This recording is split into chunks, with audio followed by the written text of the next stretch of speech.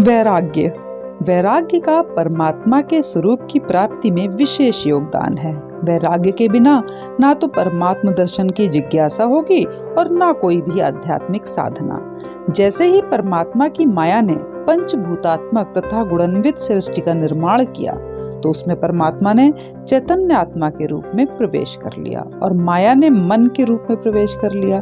इसीलिए माया की सृष्टि का अस्तित्व भी तभी तक जब तक उसमें राग द्वेष के रूप में संबंध बना हुआ है, क्योंकि जब मन की विषयासक्ति समाप्त हो जाती है और निर्विषयी मन अपने कारण प्राण में लीन हो जाता है तब द्वैत संसार भी समाप्त हो जाता है।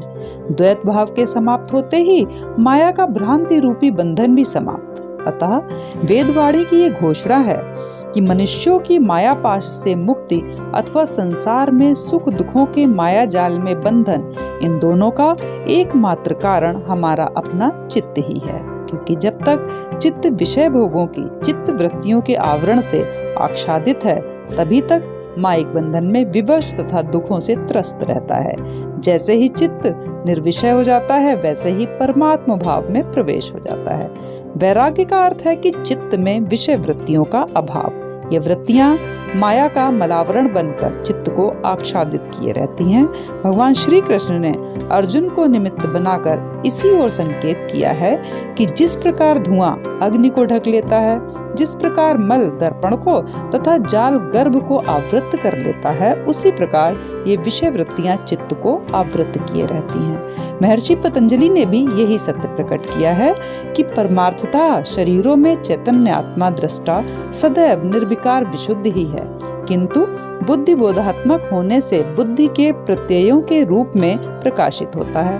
क्योंकि जब बुद्धि में प्रत्ययों का अभाव हो जाता है तब वह दृष्टा अपने विज्ञानमय स्वरूप में प्रकाशित रहता है। इसी का नाम परमात्म साक्षात्कार है। विषय भोगों की कामनाओं के प्रत्ययों की बुद्धि में अभावावस्था ही पर वैराग्य है। अन्यथा अज्ञानावस्था में जीवात्म माया जनित इंद्रियों के माध्यम से माया के गुण क्रम परिणामों से उत्पन्न विषय भोगों को भोगता है और गुणासक्ति के कारण जन्म मरण की आवागमन प्रक्रिया के वशीभूत होकर जीवात्मा को अनेकानेक योनियों में शरीर धारण करने पड़ते हैं। जब तक संसार की भोग सामग्री में जीवात्मा की आसक्ति रहती है और उनकी प्राप्ति के लिए सकाम कर्मों में प्रयासरत रहती है तब तक संसार से वैराग्य नहीं होता। ऐसी स्थिति में जब मन में विषय सुख को पाने की इच्छा रहती है और मन उसका चिंतन करता रहता है तब चित्त में उसकी वासना के संस्कार संचित हो जाते हैं। इस आसक्ति से कामनाएं उत्पन्न होती हैं। कामनाओं की प्राप्ति में अवरोध आने पर क्रोध पैदा हो जाता है।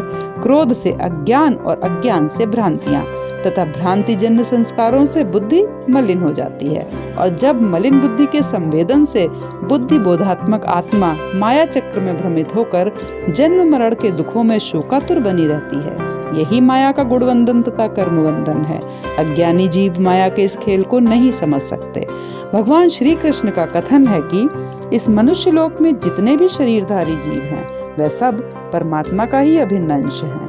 जिस प्रकार समस्त जलाशयों में दिखने वाला सूर्य प्रतिबिंब सूर्य का ही अभिन्न अंश है, क्योंकि सूर्य के अभाव में उसका कोई अस्तित्व ही नहीं। जिस प्रकार घट में व्याप्त गंदगी से आकाश का अंश घटाकाश भी गंदा हो जाता है, उसी प्रकार प्रकृति की मन बुद्धि तथा इंद्रियों की चित्त वृत्तियां रूपी गंदगी से बुद्धि बोधात्मिकता जीवात्मा सुखादि दुखादि वृत्तियों से गंदी मालूम पड़ती है। जैसे वायु के साथ गंध भी बहती है, वैसे ही शरीर धारण करते हुए अथवा छोड़ते हुए चित्त की ये संस्कार रूपी गंध भी साथ रहती है। मायाबद्ध जीव को अज्ञान के कारण इस सत्य का अनुभव नहीं होता, लेकिन सिद्ध योगी ही ज्ञान चक्षु से इस सत्य को देख पाते हैं।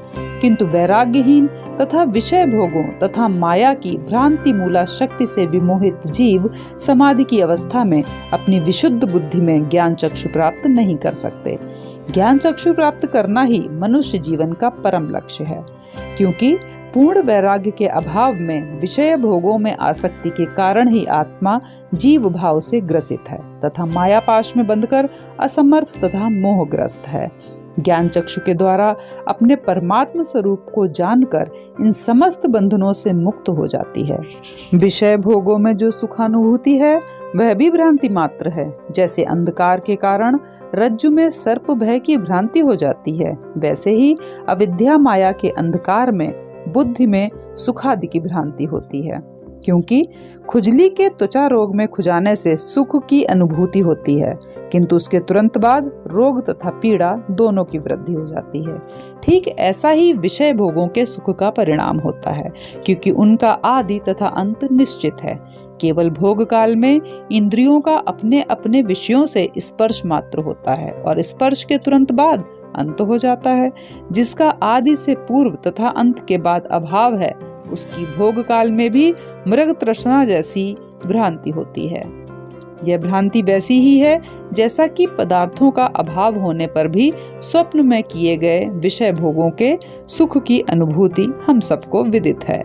इस विषय सुख से जो वासना में संस्कार तथा स्मृतियां चित्त में संचित हो जाती हैं, वही जीव के लिए कर्म बंधन का मायाजाल तैयार कर देती हैं। अतः विवेकी पुरुष इस वासना की दलदल से दूर रहते हैं। इसी को वैराग्य कहा जाता है।